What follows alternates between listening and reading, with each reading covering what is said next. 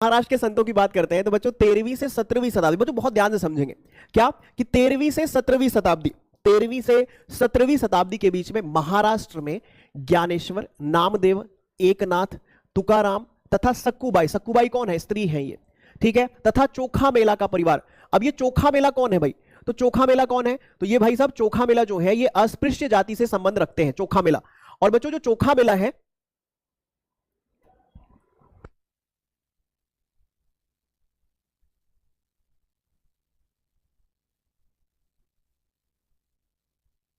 अच्छा क्या बताया, 13वीं से 17वीं शताब्दी में महाराष्ट्र में ज्ञानेश्वर, नामदेव, एकनाथ और तुकाराम, सक्खूबाई, स्त्री चोखा मेला का परिवार, ये सब महत्वपूर्ण संत हुए। सक्खूबाई कौन है, सीधा क्वेश्चन आएगा, सक्खूबाई कौन है, तो सीधा आप लिखोगे स्त्री है, और किससे संबंध रखती है, महाराष्ट्र में जो भक्ति मूवमेंट चल रहा था। दूसरी बात, चोखा मेला का परिवार, चोखा मेला कौन है, तो बच्चों महार जाति, डॉक्टर बी.आर. अम्बेडकर इसी जाति से संबंध रखते थे। महार जाति जो है महाराष्ट्र में अछूत मानी जाती है, तो महार जाति से संबंध रखते थे चोखा मेला, इनका पूरा परिवार इस मूवमेंट से जुड़ा हुआ था। तो 13वीं से 17वीं शताब्दी तक महाराष्ट्र में ज्ञानेश्वर, संत ज्ञानेश्वर, संत नामदेव, एकनाथ, तुकाराम, सक्खूबाई जो कि स्त्री थी, चोखा मेला का परिवार, चोखा मेला जो है अस्पृश्य महार जाति से संबंध रखते थे, ये सब बहुत ज्यादा महत्वपूर्ण संत हुए, ठीक है। अच्छा इसके बाद जब हम और आगे बढ़ जाते हैं तो बच्चों भक्ति की ये क्षेत्रीय परंपरा जो है, भक्ति की ये क्षेत्रीय परंपरा कहां से प्रारंभ होती है, तो पंढरपुर में विट्ठल, विट्ठल कौन है, मैंने बताया एक स्थानीय देवता है जिनको बाद में परमेश्वर के विचार से जोड़ दिया गया। परमेश्वर कौन थी, शिव, विष्णु, दुर्गा के कंसेप्ट से जोड़ दिया गया, तो विट्ठल को जो है क्षेत्रीय परंपरा को जोड़ दिया गया परमेश्वर के विचार से, ठीक है।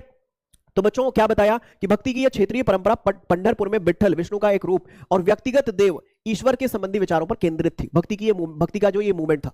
और बाद में बच्चों यहां पर लोग पंढरपुर में बच्चों तीर्थ यात्रा करने भी जाते थे, विट्ठल को ले जाते थे वहां पर तीर्थ यात्रा करने जाते थे, तो यहां पर भक्ति मूवमेंट प्रारंभ हुआ। तो इतनी बात है, ये तो मैंने आपको बताया कि कब से कब तक, 13वीं से 17वीं शताब्दी महाराष्ट्र वाले रीजन में संत ज्ञानेश्वर है, नामदेव है, एकनाथ है, तुकाराम है, सक्खूबाई है, सक्खूबाई स्त्री है, और सबसे इंपॉर्टेंट बात चोखा मेला जो है। अब चोखा मेला कौन है भाई, तो चोखा मेला एक अस्पृश्य जाति से संबंध रखते हैं और ये महार जाति से संबंध रखते हैं, याद हो गया। उसके बाद मैंने कहा कि भक्ति की क्षेत्रीय परंपरा कहां से प्रारंभ होती है, तो पंढरपुर में जो विट्ठल देव है, विट्ठल कौन है, स्थानीय देवता है, बाद में इन्हें विष्णु से जोड़ दिया गया था, राइट, क्लियर हो गया। अब क्या होता है कि इस आंदोलन में क्या हुआ था वो आपके एग्जाम में बहुत इंपॉर्टेंट हो जाएगा, ठीक है। सर कमेंट्स देखिए क्या हो गया, राजकुमार जी क्या हो गया, कमेंट में कोई दिक्कत होगी क्या, बताओ भाई, बताओगे एक बार जल्दी से सारे बच्चे, कोई प्रॉब्लम है, एक बार हैशटैग करो पहले सारे बच्चे, जल्दी से एक बार हैशटैग करेंगे जितने सारे लोग देख रहे हैं भाई, सब ठीक तो है, एग्जैक्टली बताओ एक बार सारे बच्चे, सब ठीक है, बताएंगे, बहुत बढ़िया, सब ठीक तो है ना, एक बार हैशटैग करेंगे सारे बच्चे,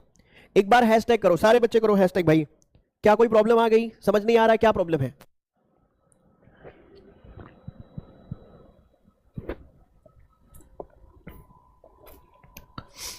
सब ठीक तो है ना, चलो सब मोहमाया है, कमेंट्स मोहमाया हो जाएगा तो बड़ी दिक्कत हो जाएगी ना, चलो सब ठीक है, ओके। तो मैंने क्या बताया कि भाई जो महाराष्ट्र के संत हैं 13वीं से 17वीं शताब्दी के मध्य में महाराष्ट्र वाले रीजन में उन्होंने एक भक्ति मूवमेंट किया हुआ है। नाम बताया ज्ञानेश्वर, नामदेव, एकनाथ, तुकाराम, सक्खूबाई क्या है, स्त्री है, चोखा मेला का जो परिवार है ये अस्पृश्य महार जाति से संबंध रखता है, ठीक है। और ये भक्ति की परंपरा है, ये स्थानीय देवता विट्ठल से संबंध रखती है जो पंढरपुर में थे, और यहां पर बाद में एक तीर्थयात्रा का कंसेप्ट है, और यहां पर एक वारकरी संप्रदाय का उदय हुआ बाद में आगे जाकर, ठीक है। तो बच्चों इसके बाद चलते हैं, ये संत किसकी बात कर रहे थे, तो इन संत कवियों ने सभी प्रकार के कर्मकांडों, पवित्रता के ढोंगों और जन्म पर आधारित सामाजिक अंतरों का विरोध किया। बहुत ध्यान से, ये जो संत कवि थे इन्होंने सभी प्रकार के कर्मकांडों का विरोध किया, पवित्रता के जो ढोंग चल रहे थे उनका विरोध किया, जन्म पर आधारित जो जाति व्यवस्था थी उसके अंतरों का विरोध किया, राइट। और बात देख लेते हैं और क्या हुआ था। और इन्होंने बच्चों सबसे बड़ी बात, संन्यास के विचार को ठुकराकर परिवार के साथ रहकर जरूरतमंदों की सेवा करते हुए जीवन बिताने को अधिक पसंद किया। याद है आपको कौन, शंकराचार्य क्या कहते थे, कहते थे कि अगर आपको अपने अस्तित्व को, मतलब अपने अंदर के परमात्मा को जानना है तो तुम्हें संन्यास लेना पड़ेगा।